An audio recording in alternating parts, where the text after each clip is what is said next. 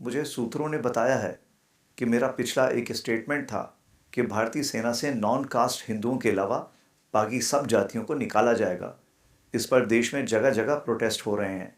मैं सबको ये बताना चाहता हूँ कि इसमें भारतीय सेना का कोई उद्योग नहीं। हमने तो हमेशा भारतीय जनता के इंटरेस्ट की प्रोटेक्शन की है। हमें ये टास्क मोदी जी की जानिब से दिया गया है। अब अगर भाजपा सरकार ही हमें नॉन कास्ट हिंदुओं के अलावा बाकी सब जातियों को निकालने का आदेश देती है तो हम इसमें कैसे कोई चेंजेस कर सकते हैं। इसलिए अगर किसी ने इस पर सवाल उठाना है तो नरेंद्र मोदी जी, अमित शाह जी और राजनाथ सिंह से सवाल करें। हमें तो जो टास्क मिला था हम इस पर काम करेंगे और 2028 तक भारतीय सेना से 50% मुस्लिम, क्रिश्चियन और दलित का खात्मा कर दिया जाएगा। तो सबसे पहले तो आपने डेटरेंट की बात की।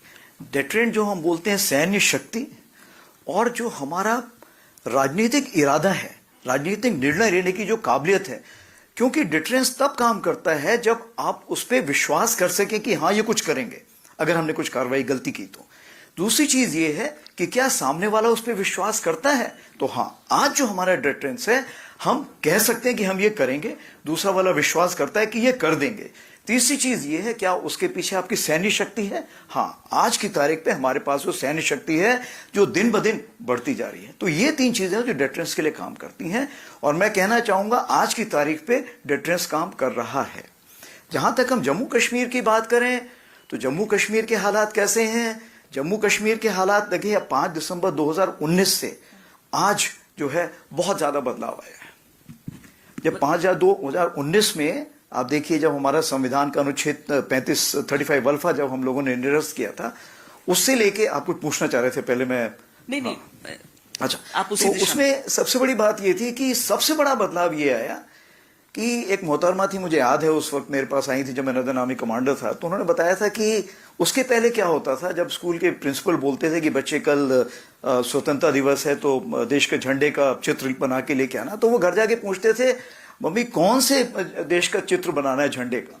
लेकिन 5 अगस्त 2019 से सबसे बड़ी बात यह हो गई कि हमें पता है कि भारत के झंडे का ही चित्र बना के लाना है।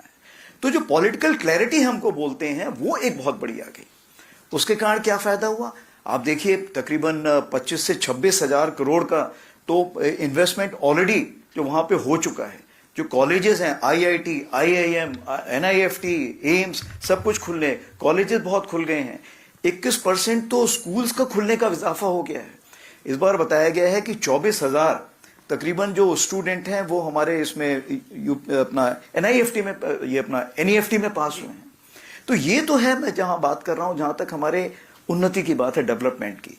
जहां तक आप जायजा लें कि आतंकवाद का क्या है, आतंकवाद भी बहुत ज्यादा गिरावट आई है।